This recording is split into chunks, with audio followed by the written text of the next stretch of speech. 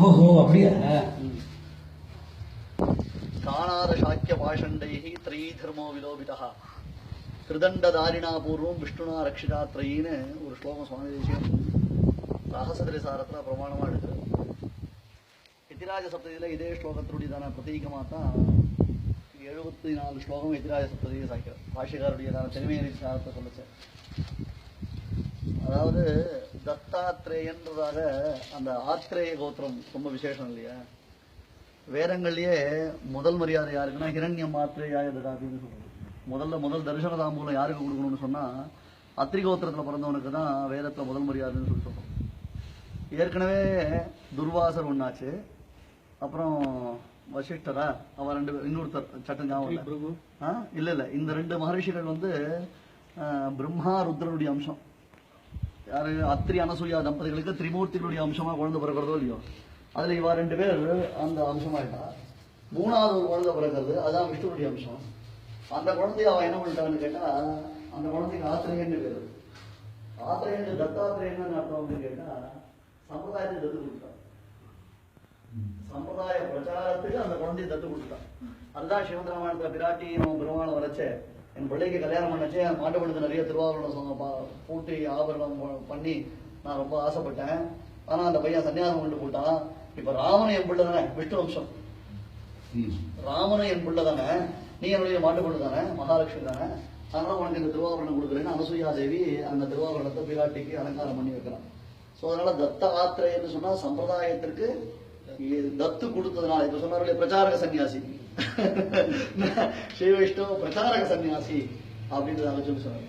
அந்த தத்தாத்திரேயர் தபஸ் பண்ண கஷேத்திரம் இது. சனத்குமாரர் தபஸ் பண்ண இடம். இங்க மூலவர் பெருமாள் வந்து சனத்குமார பிரவேசம் பண்ணார்.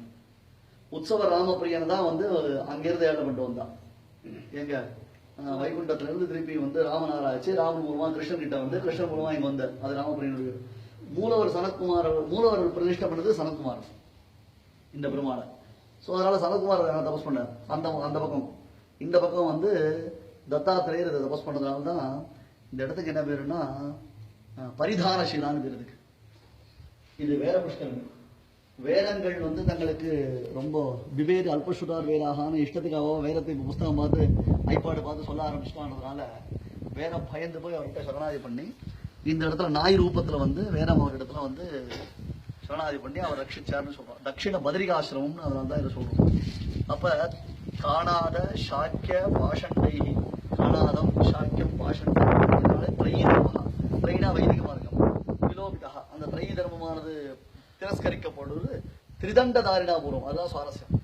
இப்ப தத்தாத்திரேயருடைய பெயிண்டிங் போடுறது அவர் கையில சோழம்லாம் வச்சுருக்க மாதிரி போடுறார் இல்லையே. திரிதண்டதாரிணா பூர்வம் உபவீதனம் ஊர்த்த புன்றவந்தம் திரிஜகத் புண்ணிய பலம் திரிதண்ட ஹஸ்தம் தேசியம் அப்படியே சாய்க்கிறது. திரிதண்டதாரிணா பூர்வம் விஷ்ணுனா ரக்ஷிதா திரை விஷ்ணுனா திரிதண்டதாரிணா விஷ்ணுனா ரக்ஷிதா. திருதண்டத்தோடு கூடியதான விஷ்ணுனால ரட்சிக்கப்படுது. அந்த திருதண்டத்தோடு கூடிய விஷ்ணு அவதாரம் இது தத்தாத்திரேய அவதாரம். புரியுதா? அதுதான் தத்தாத்திரேய அவதாரம்.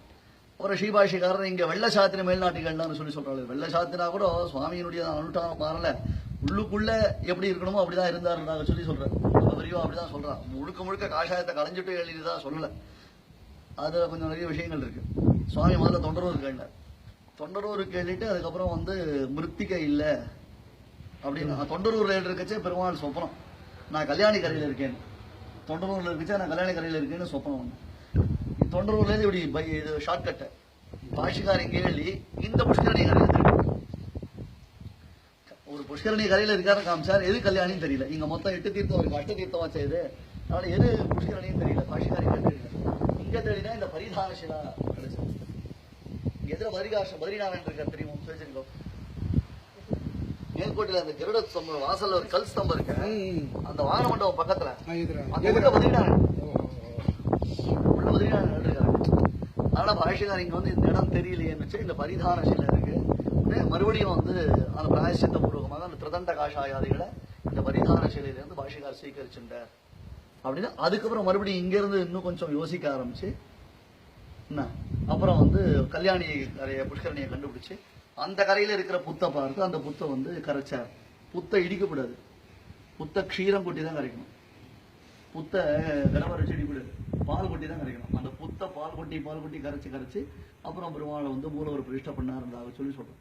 அதனால இந்த ஊர்ல யார் சன்னியாசம் பண்ணிட்டாலும் அது சுவாரஸ்யம் என்னன்னு சொன்னா இங்க வச்சு எடுத்துப்பா காஷாயத்தை திருதண்டம் இங்க வச்சு எடுத்துக்கிறதுக்காக வழி. நல்லா அந்த தத்தாத்திரேயருடையதான ஸ்வரூபம் என்னன்றது ஸ்பஷ்டமா நம்ம தெரிஞ்சுக்கணும். ஸ்ரீபாஷ்யக்காருடைய ஸ்வரூபம் தான் தத்தாத்திரேயருடைய ஸ்வரூபம்.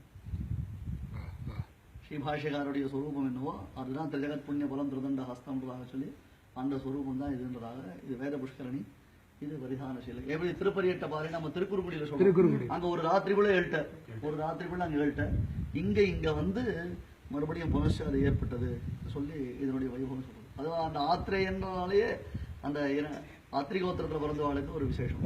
அதுல ஒரு சுவாரஸ்யம் உண்டு. என்னன்னா ஆதிவனோட சுவாமி இங்க ஆத்திரேய கோத்திரம், கிடாம்பி ஆத்திரேயர் தானே, அதனாலதான் முதல் மரியாதை அது கிடாம்பி ஆத்திரேயர், அப்புள்ளாருது ராமானுஜாரியார் ஆத்திரேயாருன்னு. அது எல்லாமே அதாவது அந்த கூட்டஸ்தால எல்லாமே சூப்பர் ஐடியா தான் இருக்கான். ஏன்னா அந்த வம்சம் அத்திரியினுடைய வம்சம்ன்றதுனால அதை அப்படி வச்சிருக்கேன். இப்போது கூட இங்க சன்னியாசாஷ்டம் இங்கதான் வந்து சேர்ந்துருக்காங்க. ஆமா, இந்த ஊர்ல சன்னியாசம் பண்ணிக்கிறவாள் இங்க வந்துதான் பண்ணிக்கிறாங்க. இப்ப இந்த ஒரு ஜீர் பண்டார் அவர் இங்கதான் பரிதானசீலா அந்த தொண்டர்நூல்ல இருக்கு. ஆமா இங்கதான் வந்து இங்கதான் பண்ணலாம். இதுக்கு அடுத்தது இங்க ஒரு இப்ப அடுத்து ஒரு பிக்னிக் ஸ்பாட் இருக்கு. பெருமாள் பானம் போட்டு அங்கிருந்து பிராட்டிக்கு தீர்த்தம் கொண்டு வந்தாரு. ரொம்ப அழகா இருக்கும். ஃபர்ஸ்ட் கிளாஸா இருக்கும். தீர்த்தம் ரொம்ப கல்கண்டு மாதிரி இருக்கும். அது கொஞ்சம் மேல போகணும். போல அது கிட்டதான் வெள்ளடிக்கலையா